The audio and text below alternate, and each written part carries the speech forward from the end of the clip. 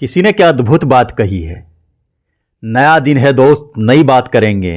कल हार कर सोए थे, आज फिर से नई शुरुआत करेंगे।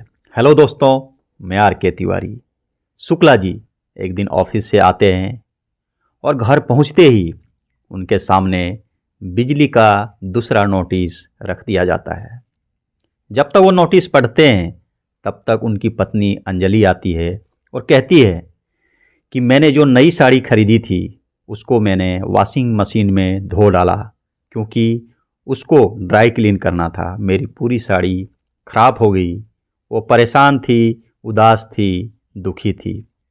इतने में उनका लड़का 12 वर्ष मोहित वहाँ पहुँचता है और अपने पिता से कहता है कि पिताजी, मैंने जो हेयर कट कराया था उस बार्बर ने मेरा हेयर कट ख़राब कर दिया और जब मैं स्कूल कैप लगा के पहुँचा तो मेरे स्कूल के टीचर ने कैप उतरवा दी और उन्होंने कहा कि स्कूल में कैप अलाउ नहीं है। मेरे को दूसरे बच्चे बहुत चिढ़ाते थे, टकला टकला कहकर पुकारते थे। मोहित की अलग परेशानी। उसके बाद तब तक उसकी बेटी पहुंच जाती है, निशा। वो कहती है पिताजी, मेरी 3rd सेमेस्टर का एग्ज़ाम का रिज़ल्ट आया और उसमें मेरा मार्क बहुत कम आया। मैं बहुत परेशान हूँ और मेरे क्लास के बच्चे मेरे बहुत मजाक उड़ा रहे हैं। शुक्ला जी अपने घर के पूरे परिवार का एक एक टेंशन सुनकर पहले तो दुखी हुए, लेकिन उन्होंने अपनी अनुभव का इस्तेमाल किया और उन्होंने सबसे कहा कि चलो, हमारे पूरे परिवार की आज परेशानी है और इस परेशानी में हम जश्न मनाते हैं, मतलब हार का जश्न मनाते हैं।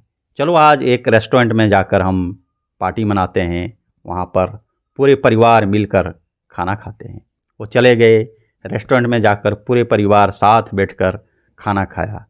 शुक्ला जी की ये हरकत देखकर पहले तो उनके परिवार उदास थे, लेकिन जब उन्होंने रेस्टोरेंट में हार का जश्न मनाया तो सारे खुश हो गए और सबकी उदासी दूर हो गई।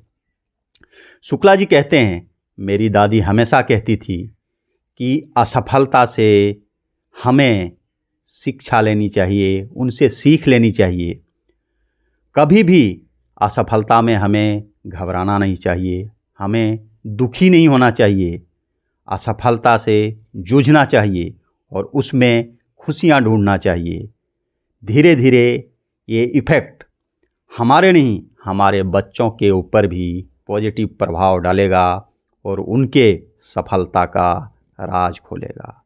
दोस्तों, एक छोटी सी कहानी है, लेकिन इस कहानी से हमें ये सीख मिलती है कि जब कभी हम असफल होते हैं या हम कभी दुखी होते हैं तो उसके छोटी छोटी खुशियों को पहचानना सीखना चाहिए और उस दुखी समय में हमें कुछ ऐसा काम करना चाहिए या कुछ ऐसी एक्टिविटी करना चाहिए जिससे हमारा मनोबल ना टूटे और हमारा मनोबल ऊपर उठे।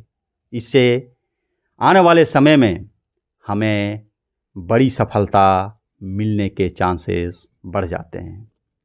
दोस्तों, जाते जाते एक बार फिर से ज़िंदगी में खुश रहिए, व्यस्त रहिए, मस्त रहिए। मिलते हैं नेक्स्ट एपिसोड में। तब तक के लिए नमस्कार।